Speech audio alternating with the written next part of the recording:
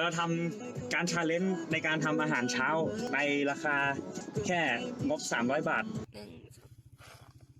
เห็นไหมอุ้ยโดนไอสัตว์โดน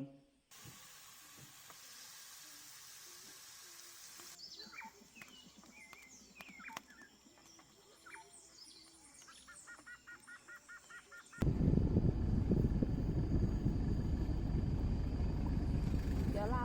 จะมาส่องสัตว์กันนะคะ ส่องสัตว์ ที่เขาใหญ่ สองสัตว์นี่ไงอาหารหน้าดิ เดี๋ยว สองสัตว์สัตว์ป่าส่วนใหญ่มันหากินกลางคืนนะครับพี่ ส่วนใหญ่จะหาที่กลางคืนนะคะแต่ว่าบางวันก็ออกเยอะบางวันก็ไม่ออกแค่กวางอะไรอย่าง อ๋อ เงี้ย คือแล้วแต่วัน แล้วแต่อารมณ์เขาบริษัท ครับ ไม่ออก ตัวอะไรอ่ะ เม่น อันนี้เม่นลูกเม่นค่ะอันนี้ นี่ลูกเหรอครับน่ะ ลูกเม่นโอ้โห โอ้โห ตัวยังเขื่อง ตัวน้อย นี่แค่นี้ก็ตัวใหญ่ไม่เท่าหมูเลยครับเนี่ย ได้เป็นก้อนเดียวไม่นานก็จะออกมา โอ้โหเอายังไม่นาน ท้องอ่ะ อันนี้เม่นถ้าที่ลำตะคองตัวใหญ่ๆน่าจะเป็นลูกพ่อลูกแม่ อ๋ เขา อ ก็จะเดินมานี่แล้ว เม่นนี่มันโซนิกเนี่ย นี่รถมานะโอ้ย อ้า โอ้ ย ยโอ้ย เอ้า หยุดโชว์ตัวอีก หยุดโชว์ตัวอีก อันนี้มันเขายังเดินกลางถนนอยู่เลย นอน นอน ออกไปลูก ทางนู้นเขาจะน่าจะเป็น โอเคไปแล้ว บ๊ายบายลูก น่ารักมากเลย นี่ขนาดเพิ่งคลอดยังขนาดนี้ ตัวใหญ่ใช่ไหมคะ โอ้โห อันนี้ลูกเม่นเลยล่ะ นี่ลูกเม่น นี่คือลูกเม่นค่ะลูกเม่น หนามน่ากลัวมาก ใช่พอเขาได้ยินเสียงเราแล้วก็เห็นแสงไฟเขาจะพองตัว อ๋อ แม่มันตัวกระลุงหมู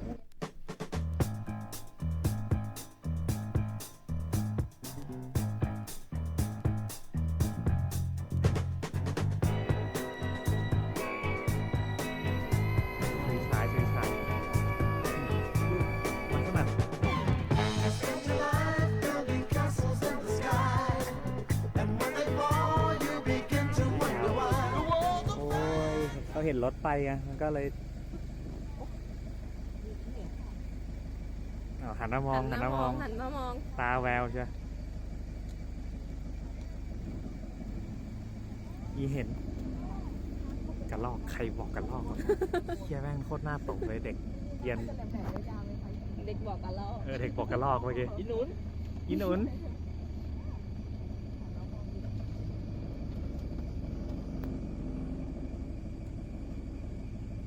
จริงๆต้องลองมาดูเองว่ามันชัดมากอะ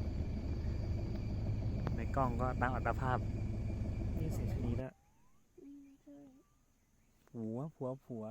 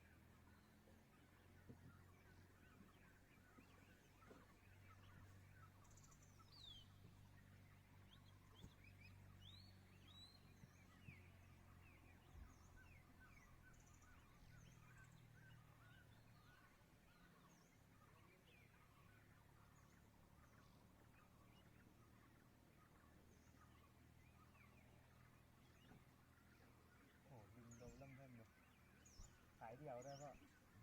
มาตัวเดียวด้วยแล้วมันไปรื้อเต็นท์ฝั่งนู้นมาดูอีลิงตัวเล็กเห็นในรถไหมได้ของกินไปนั่นแหละโอ้โหตัวเล็กตัวน้อย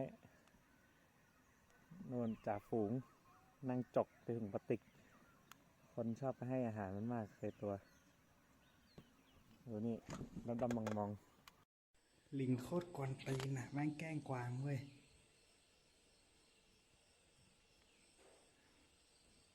ดูความกวนตีนของลิงจ่าฝูงแม่งแกล้งกวาง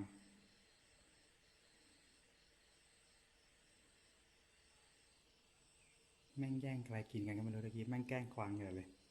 แม่งเอามือตบหัวกวางเลยลิงเยอะมากเผลอไม่ได้เลยโอ้โหแม่งบุกเต็นท์มั่วซั่วหมดเลยอะตอนเย็นน่ะ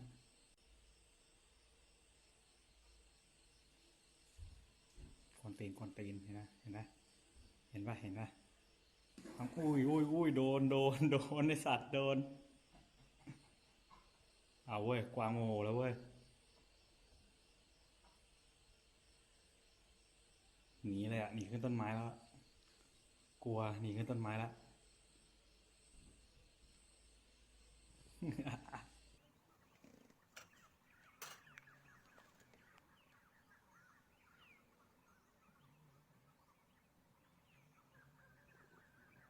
ครับลงไปแล้วเขาจะไม่กลัวคนแล้วเพราะคนไม่ค่อยทำร้ายเขา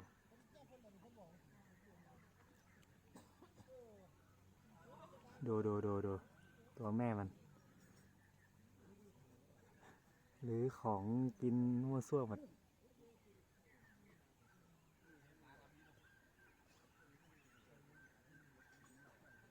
นี่เดียวนี่ยังป่วนไม่เลิกเลยเนี่ยลิงเด็กเนี่ยจากข้างบนเมื่อกี้ที่เราไล่มาแล้วจะกัดกูไหมเนี่ยหรือจะทำอะไรต่อ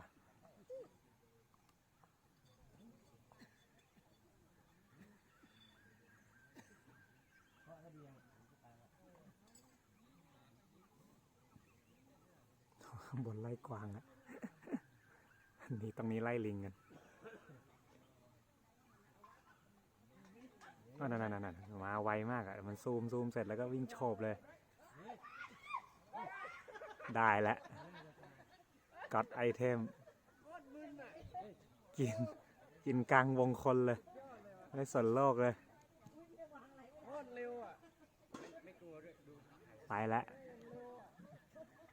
เอาแย่งกันแล้ว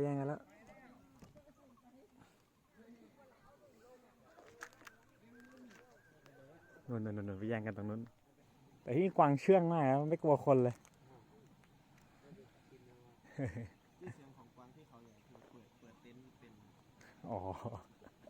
ข้าไปกินของเลยเป็น ปิดเต็นท์ไม่ดีนี่เกม ใช่กับเม่นแค่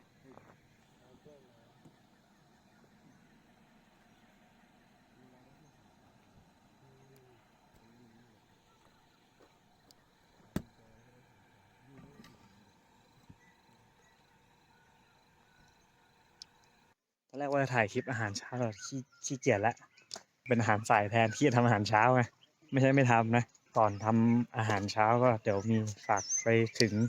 คนที่จะมาเที่ยวแนวนี้บางทีมาเห็นความไม่ค่อยโอเค